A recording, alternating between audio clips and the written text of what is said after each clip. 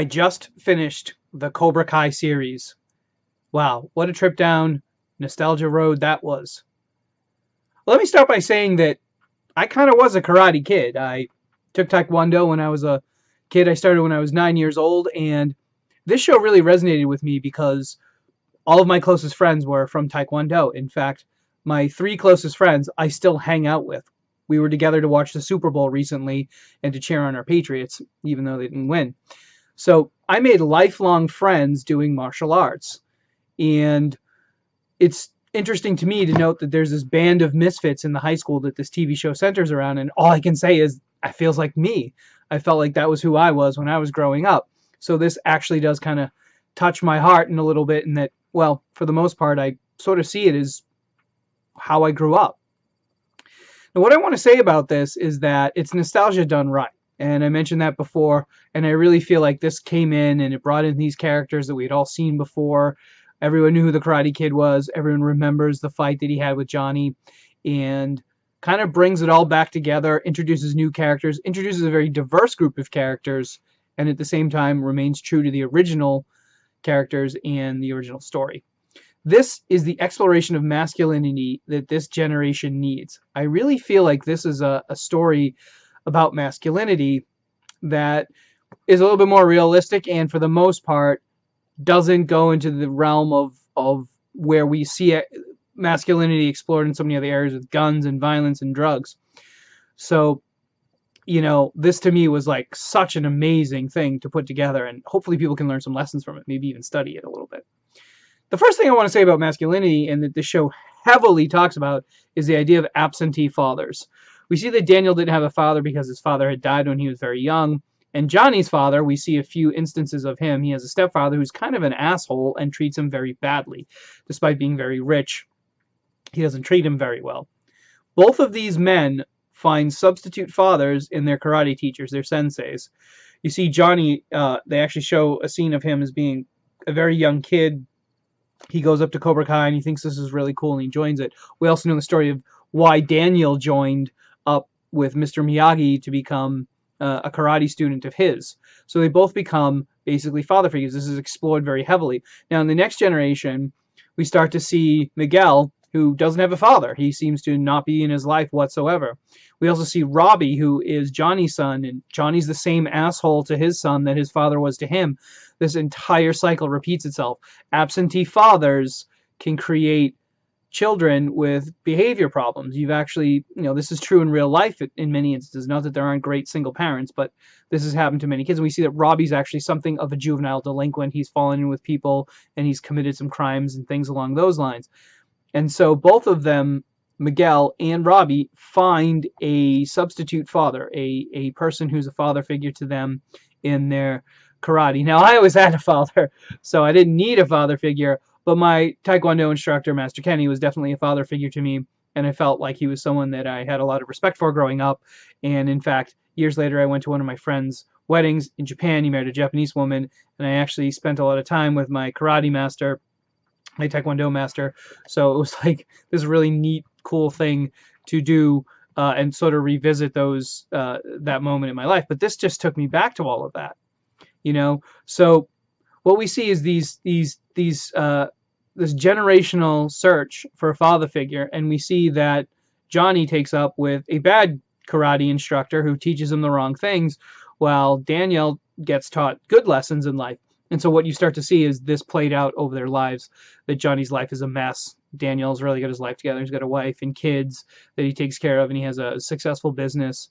And at the same time, you see Johnny's an alcoholic. He's got all kinds of problems. His wife or ex-wife doesn't talk to him. His son is very estranged from him and doesn't want to have anything to do with him. Now, Johnny teaches the strike hard, strike first, no mercy. And this might be thought of as the dark side of masculinity. And in many ways, this is what people talk about when they talk about masculinity going too far.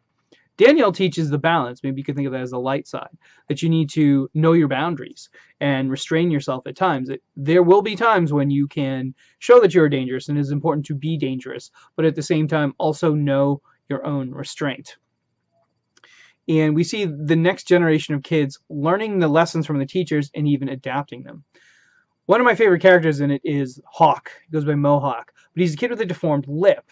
and Johnny's kind of screaming at him, calling him names, saying like, you need to flip the script, you need to own it. And he does. He goes and gets a mohawk, and then all of a sudden his mohawk and his pierced lip makes him kind of just look like this menacing bad guy. And he sort of rebrands himself that way and sort of takes control of his own life. And you see that he takes control of the way he's perceived and the way other people perceive him. So in that sense, even their students start to learn that these lessons are good, but they need to sort of be applied into the real world. Now, the main character, Miguel, sort of takes this like never defeat attitude and, decides to apply it to dating, right? So he goes and asks this girl out who happens to be Daniel LaRusso's daughter. And when she says, no, I don't want to go out on a date, he reframes it and he goes back and he tries again and says, well, let's not date. Let's just kind of hang out as friends, right? So I thought that was kind of a hip thing for him to have done, is to sort of take the lessons of martial arts and apply them somewhere else, which is what we were always taught to do in martial arts, which is you learn a lesson about perseverance, trying hard, setting goals, and then you apply them to your real life. I was never taught to apply it to dating, but I think it was interesting that that's exactly what he did. Now, one of the coolest things about this is that girls were not excluded. Now, Daniel LaRusso teaches his daughter, Sam, how to do karate. And so she's shown doing karate in a few times, but then she kind of grew out of it. She thought it was something that she put on the shelf and didn't want to do. Meanwhile, Johnny takes in a female student who's a girl who's bullied and all this stuff. And he, doesn't want to take girls as students. He's like, Cobra Kai's not for girls. But then she like sort of, proves she's got some toughness and, beats up some of his students and one in particular. And then he's like, whoa, this girl can fight. So, it's interesting that, it's basically like a change of ideas and change of times. So women are not excluded from this new Karate Kid. And in fact, there actually was another movie called The Next Karate Kid, which was actually female. So this is a theme that the series at least has explored at least once before. Johnny has this style of trying to weed out the weak students. And that was something that came to me. Was I always thought that like the boot camp style of martial arts that I was taught was to take the kids that just weren't going to do it, weren't really going to push themselves, and any good coach will push them. Johnny goes a little too far. He makes fun of kids. He really is kind of a jerk. And I think even he learns to soften his lessons just a little bit. And part of this is that Johnny's learning as well. He's definitely an anti-hero who's redeeming himself as things go. So we see this is really like played out, that like these normal people, kids and adults, are working out their ways of trying to know what kind of power they wield in the world. They don't have guns or drugs or death. And in fact, in many ways, they work this out in healthy competition. Eventually, in the end, they go and they do the same tournament that we saw in the original Karate Kid movie. And without giving away spoilers, to say that, the lessons that they learned seem to be much more ongoing, that it was not just a matter of one person winning or losing. Now, the one parallels that I noticed about this, and I don't know how many people ever did, this is a modern retelling of Romeo and Juliet. It completely and totally just caught me as this is the Shakespearean drama. Romeo and Juliet, two houses divided, but instead of we had Johnny and Daniel LaRusso as these rivals. This rivalry has been going on for 30 years, right? And the feud between them has been going on, and now their kids are getting involved in their feud. At one point in time, Daniel's daughter, Sam, is actually dating one of Cobra Kai students, one of Johnny's students. She's dating Miguel, and there's a love triangle with Miguel, Robbie, who's Johnny's son, but Daniel's student. And we start to see how this is sort of almost the same as a Romeo and Juliet, but instead of swords getting whipped out and people dying, we see this comes to head in a tournament, and in many ways expresses itself in some healthy competition. Now, again, not giving away spoilers, but some of that competition gets a little unhealthy. But it did in the original series, so this is keeping with that theme of some people going a little too far. But the nice thing is how the boundaries get played with, and that there seems to be this competing idea of strike hard, strike first, and balance. And I think that things have been set up so that there is a second series, and I wonder exactly where it's going to go, and I have my own ideas about it. But it looks to me like the second series is going to be far more anticipated than I thought. Like I thought the series would end, and I'd be like, well, second series will come out, and I'll see it.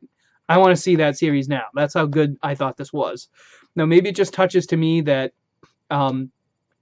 The Karate Kid was a movie that I watched as a kid, and it inspired me to go into Taekwondo, which inspired me to do stunt work, which inspired me to become a director in films, and here I am now building my own studio.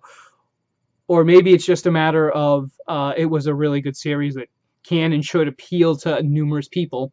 And I'd like it to be a jumping off point about healthy masculinity, and masculinity not just for boys, not just for one person, and masculinity not just to teach kids, but also that adults can improve their lives as well. So this is the thing that I think this generation really deserves. So it's a really nice cultural touchstone for it all. So it means a lot to me to have seen this come back in the way that it did. They did nostalgia right. And I'd like to point out that the very first Taekwondo tournament I went to, I took a first place in sparring. So I am kind of the Karate Kid. But boy, it's been a long time and it takes me back. So hit that like and subscribe button. We're going to talk about how we're going to be creating our own superheroes soon because our studio is on its way to getting built. So if you want to hear all about that, keep in touch and watch our next videos.